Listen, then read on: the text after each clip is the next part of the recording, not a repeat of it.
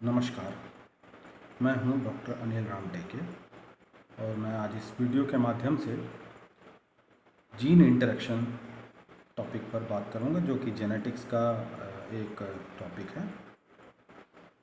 Gene interaction जो होता है उसे जीनिक इंटरेक्शन के नाम से भी जाना जाता है या उसे फैक्टर हाइपोथेसिस के नाम से भी जाना जाता है। तो आज इस वीडियो में हम जीन इंटरेक्शन की बात करेंगे। वीडियो को आखिरी तक आप देखेंगे तो मैं समझता हूँ आपको जीन इंटरेक्शन के बारे में सारी जानकारी प्राप्त हो जाएगी।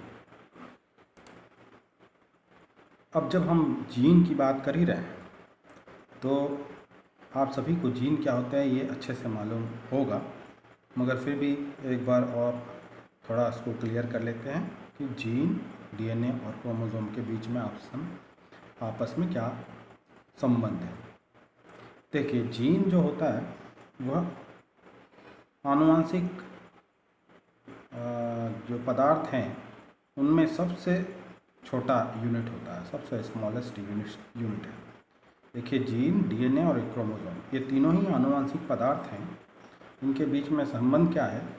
जो डीएनए होता है, वास्तविक रूप से ये जो डीएनए है, ये डीएनए जो है यही आनुवंशिक लक्षणों का वाहक होता है। लेकिन उस डीएनए में जो आनुवंशिक लक्षण होते हैं वो जीन के रूप में संरक्षित रहते हैं, या आप इसे यह कह सकते हैं कि डीएनए का एक विशेष फ्रैगमेंट या एक विशेष टुकड़ा जिसमें किसी एक लक्षण के लिए रासायनिक पदार्थ मौजूद होते हैं जो उस लक्षण को एक्सप्रेस कर सकते हैं या उस लक्षण को प्रदर्शित कर सकते हैं,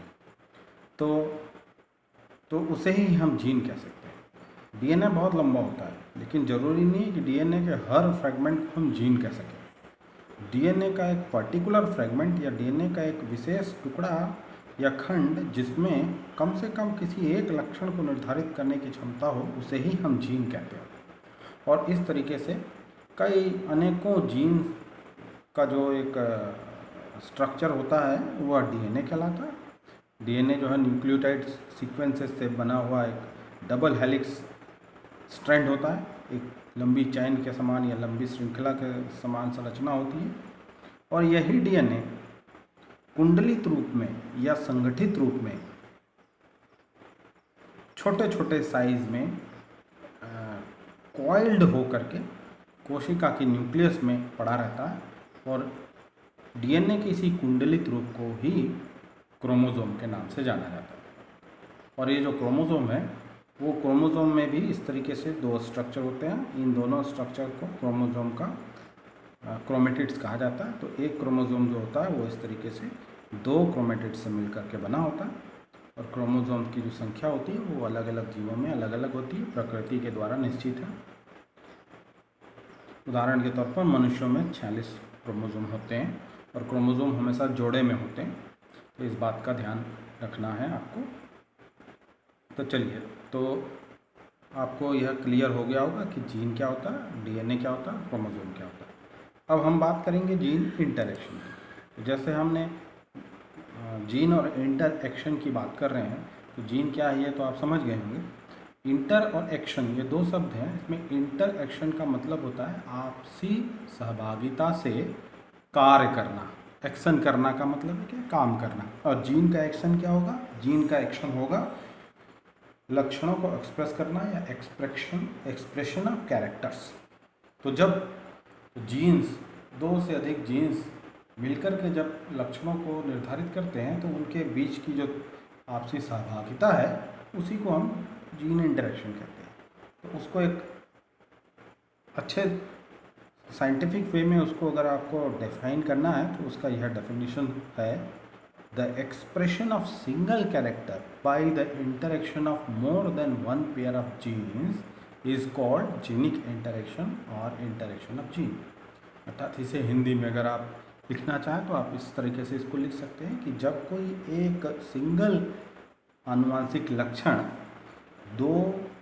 एक जोड़ा जीन या दो से अधिक जीन्स के आपस में सहभागिता के द्वारा प्रदर्शित किया जाता है, तब उस प्रक्रिया को ही जीन इंटरेक्शन या जीन की अन्योन क्रियाएं कहा जाता है। और जीन इंटरेक्शन के बारे में सबसे पहले जिन्होंने बात की थी या जिन्होंने बताया था वो वैज्ञानिकों का नाम है बैटसन एंड पनेट। तो बैटसन एंड पनेट ये दो वैज्ञानिक थे जिन्होंने मेंडल के द्वारा बताए गए आनुवंशिकता के सिद्धांतों के ऊपर में फिर से रिसर्च किया जाता रहा और उसी रिसर्च के दौरान इन्हें जीन में होने वाले इंटरेक्शन के बारे में पता चला। तो बैटसन एंड पनेट ने ही जीन इंटरेक्शन की बात कही थी सबसे पहले, और उन्होंने ये बताया था कि जो जीन इंटरेक्शन होता है वह दो प्रकार का होता है। पहला प्रकार जिसे कहते हैं नॉन एलिलिक जीन इंटरेक्शन और दूसरा प्रकार जिसे कहते हैं एलिलिक जीन इंटरेक्शन। तो पहले हम नॉन एलिलिक जीन इंटरेक्शन की बात कर लेते हैं। नॉन एलिलिक जीन इंटरेक्शन को इस तरीके से डिफाइन कर सकते हैं, interaction between genes located in different locus of same chromosome और डिफरेंट क्रोमोसोम। अर्थात एक ही क्रोमोसोम या अलग अलग क्रोमोसोम के अलग अलग लोकस या पोजीशन या स्थान में उपस्थित जीन्स के द्वारा जब आपसी सहभागिता से कोई लक्षण को एक्सप्रेस किया जाता है तब उसे कहते हैं नॉन एलिलिक जीन इंटरेक्शन। इस यहाँ यह डायग्राम बना हुआ है, देखिए। मान लीजिए यह एक होमोलोगस क्रोमोसोम का जोड़ा है। जैसे कि मैंने बताया क्रोमोसोम हमेशा जोड़े में पाए जाते हैं, तो यह एक जोड़ा क्रोमोसोम है, ये दूसरा जोड़ा क्रोमोसोम है। तो हर क्रोमोसोम के जोड़ों में कुछ जीन्स उपस्थित होते हैं और वो जीन मिल करके कोई एक लक्षण को प्रदर्शित करते हैं। और मेंडल ने ये पहले ही बता दिया था कि कोई भी एक लक्षण जो होता है उसको निर्धारित करने के लिए दो जीन लगते हैं। तो अगर वो दो जीन क्रोमोसोम के जोड़े के एक ही पोजीशन या एक ही लोकस पर उपस्थित होते हैं तो उन दोनों जीनों को एक दूसरे का एलील्स या एलिलोमार्फ कहा जाता है। यहाँ देखिए उदाहरण के तौर पर ये लाल कलर का जो जीन बनाया हो, ये जीन आपके समझने के लिए मान लीजिए ये एक जीन है, तो इसी का जो दूसरा जोड़ा है वो ये है। ये दोनों अगर एक ही पोजीशन में उपस्थित हैं और कोई एक लक्षण को प्रदर्शित कर रहे हैं तो ये दोनों जीन एक दूसरे के एलील्स कहलाते हैं या एलिलोमार्फ कहलाते हैं। उसी तरीके से यहाँ कोई दूसरा जीन का जोड़ा हो सकता है, तो ये दोनों एक दूसरे के एलील्स हैं। उसी तरह ये दूसरे क्रोमोसोम के जोड़े में यहाँ ये एलील है और यहाँ ये एलील्स है। लेकिन जब हम नॉन एलिलिक जीन इंटरेक्शन की बात कर रहे हैं तो इसमें क्या होता है कि कोई एक ही क्रोमोसोम या दो अलग अलग क्रोमोसोम, ये दोनों बातें हो सकती है। एक ही क्रोमोसोम के अलग अलग स्थानों में उपस्थित जीन्स के द्वारा भी कोई एक लक्षण का निर्धारण किया जा सकता है। जैसे यहाँ पर मान लीजिए कोई एक लक्षण हो जिसको निर्धारित करने के लिए जो दो जीन लगेंगे उसमें से एक जीन यह लाल कलर का हो सकता है, दूसरा जीन यह पीले कलर का हो सकता है। अर्थात ये जीन इस जीन का एलील नहीं है। क्यों? क्योंकि इसका पोजीशन अलग है, इसका पोजीशन अलग है, इसलिए इन्हें हम एलील नहीं कह सकते। तो ऐसे जीन जो कि एक दूसरे के एलील तो नहीं होते लेकिन दोनों आपसी सहभागिता से कोई एक लक्षण को एक्सप्रेस करते हैं या प्रदर्शित करते हैं, तब उस समय इस प्रकार के जीन्स के इंटरेक्शन को नॉन एलिलिक जीन इंटरेक्शन कहा जाता है।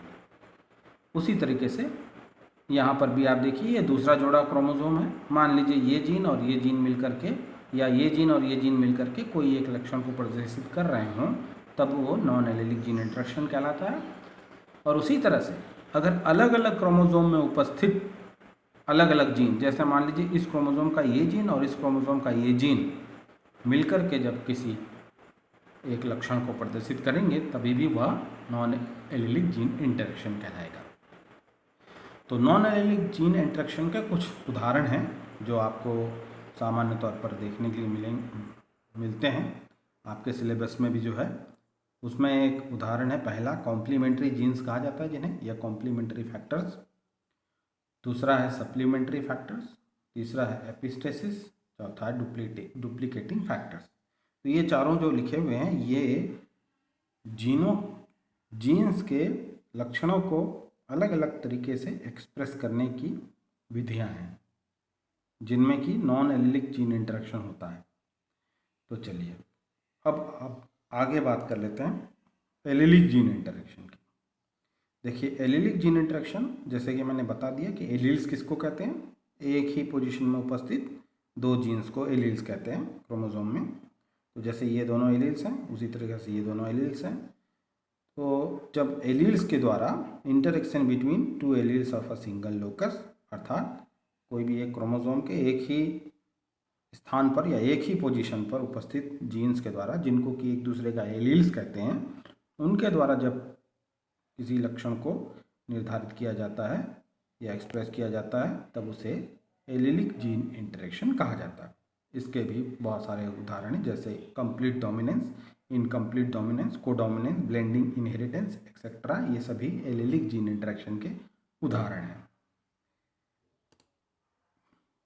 चलिए अब उदाहरण के ऊपर चलते हैं। तो सबसे पहले जो हम नॉन एलिलिक जीन इंटरेक्शन की बात करते हैं, तो नॉन एलिलिक जीन इंटरेक्शन में जो हमने पहला उदाहरण देखा था कॉम्प्लीमेंट्री जीन्स का, तो सबसे पहले हम कॉम्प्लीमेंट्री जीन्स की बात ही कर लेते हैं।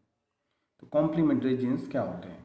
तो कॉम्प्लीमेंट्री जीन्स को डिफाइन करना होगा तो ऐसे इस तरीके से उसको डिफाइन कर सकते हैं, 2 or more non allelic dominant genes interact with one another to produce a character, but one gene cannot produce that character in the absence of the other। अर्थात इसे हिंदी में आप इस तरीके से समझ सकते हैं, दो या दो से ज़्यादा नॉन एलिलिक डोमिनेंट जीन इस तरीके से एक दूसरे के साथ सहभागिता करके कोई एक लक्षण को प्रदर्शित करते हैं कि दोनों जीन अगर एक साथ हों तो ही वह लक्षण प्रदर्शित होगा, और उन दोनों जीन में अगर एक भी जीन अनुपस्थित या प्रभावी न रहे, अप्रभावी रहे या रिसेसिव रहे, तभी भी वह निश्चित जो लक्षण है वह एक्सप्रेस या प्रदर्शित नहीं हो सकता। अर्थात इसे दूसरी भाषा में ऐसा भी कह सकते हैं कि वो दोनों जीन एक दूसरे के आवश्यक सहयोगी होते हैं, उन दोनों के बिना वह लक्षण जो है वो निर्धारित या एक्सप्रेस नहीं हो सकता। तब इस तरीके के जीन्स को ही कॉम्प्लीमेंट्री जीन्स कहा जाता है।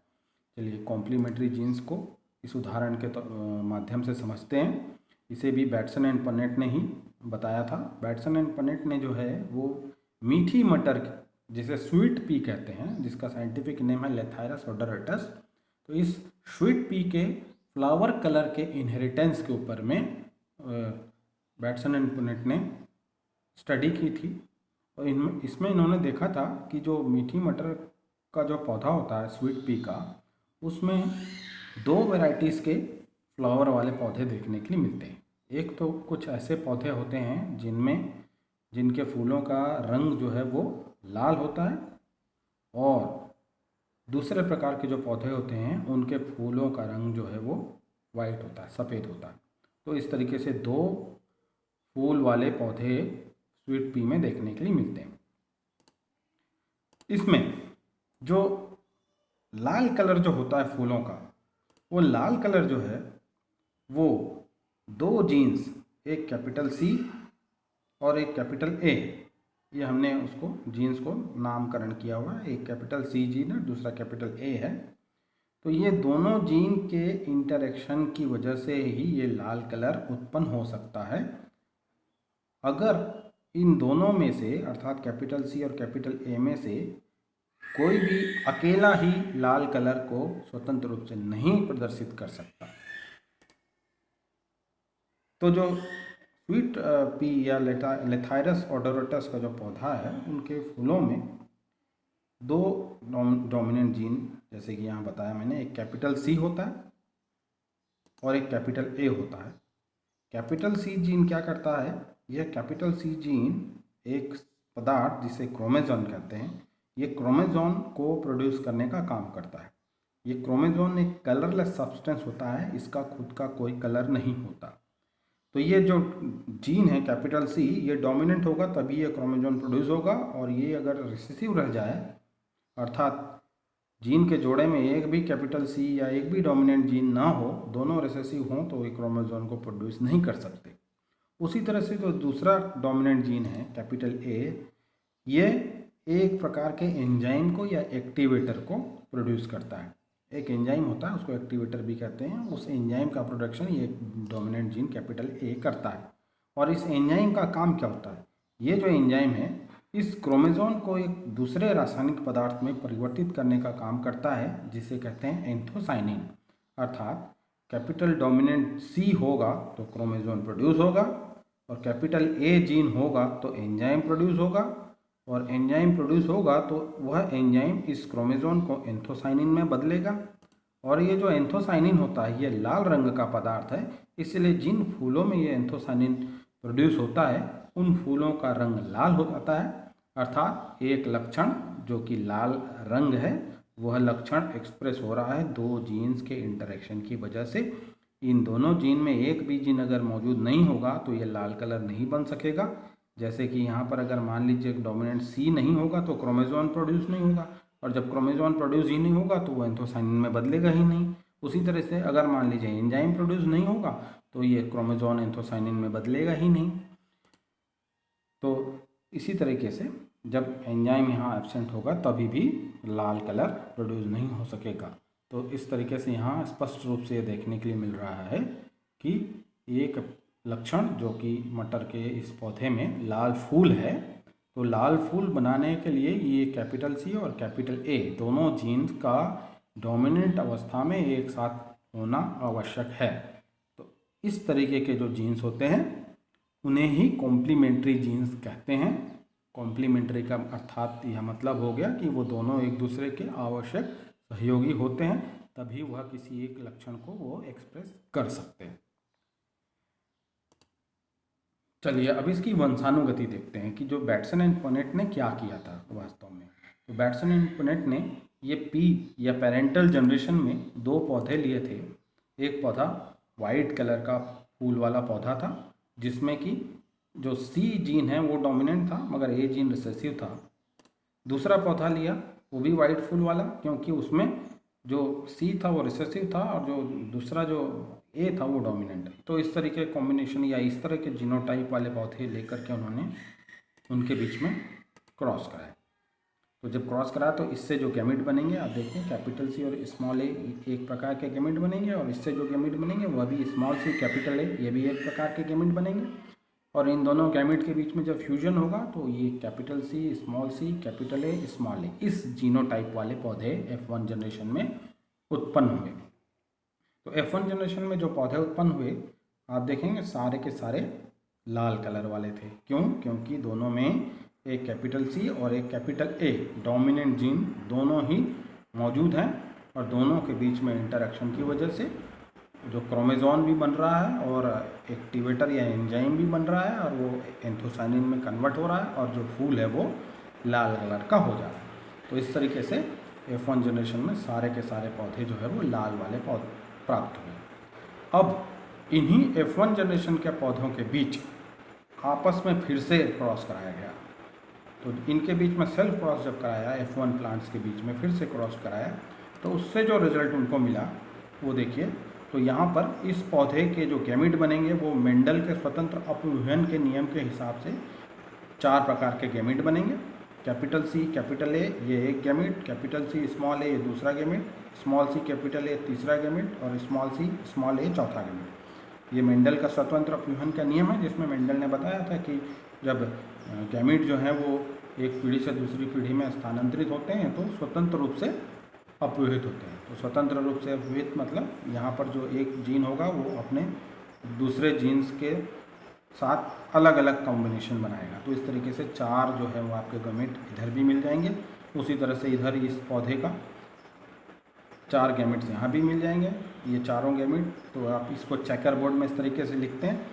ये आपका इस वाले पौधे मान लीजिए ये मेल है ये फीमेल है, तो मेल के गैमेट्स इधर फीमेल के गैमेट्स इधर रख दिए, और इनके बीच में आपसी जब क्रॉस होगा जब कॉम्बिनेशन होगा तो ये कैपिटल सी कैपिटल ए इस तरीके से इसका जीनोटाइप हो जाएगा।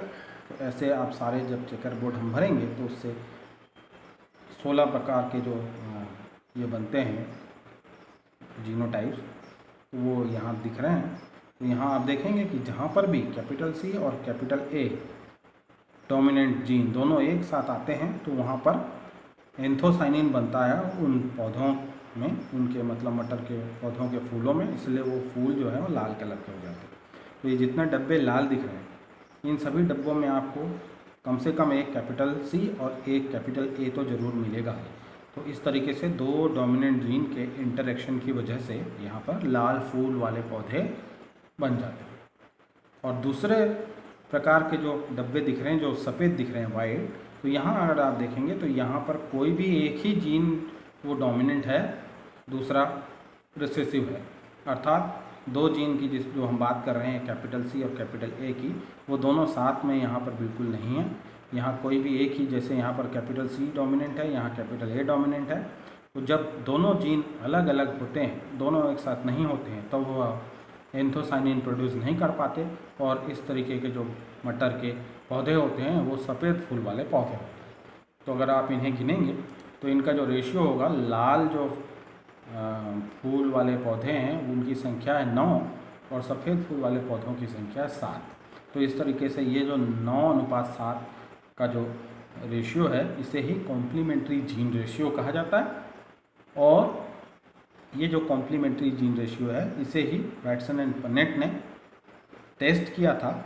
इन्होंने एक्चुअल में जो मेंडल का डायहाइब्रिड क्रॉस है, आप थोड़ा याद कीजिए, मेंडल के डायहाइब्रिड क्रॉस में मेंडल ने इसी तरीके का एक्सपेरिमेंट किया था जिसमें उनको 4 प्रकार के वैरायटीज़ मिले थे जिसका रेशियो होता है 9:3:3:1।